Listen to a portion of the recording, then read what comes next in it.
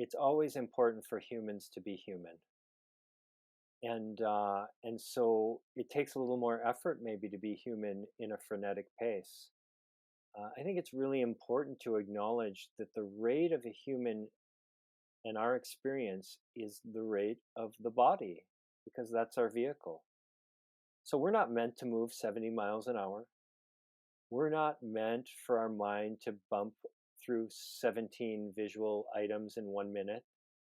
Um, our rhythm is our breath and our heartbeat, and these sorts of things.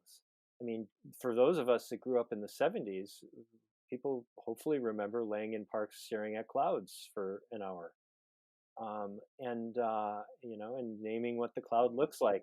Yeah, yeah, naming what the cloud. Oh, there's a dinosaur. Oh, there's a palm tree. Like, yeah, and so um, I think it's important to have some element of that to remember that we're mostly animal. We have this intense and really important capacity uh, to think clearly and to strategize and to imagine things that aren't present. But if that lures us away from the reality of the present moment, it's doing us a disservice ultimately. Um, Being present is where we're active and where we can actually make change in the world. And so we want our actions to be informed by all that wonderful creativity and fluidity of ideas and things like that. But we don't want to live in that world because that's not the real world. The real world is where we're at, the one we're living. I sometimes say, remember to live your life in the first person. Many people sometimes live their life in the third person. They sort of have this, they start to treat themselves like the other items in their lives as an object.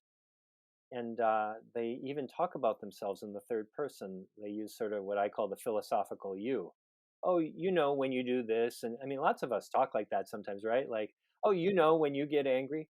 Well, no, when I get angry, or when I'm happy, or when I'm tired, it's not some abstract thing, it's me. And so I think it's really important to do, and each person's different, but to do whatever we need to do to make sure we don't lose connection with ourselves in that real embodied way.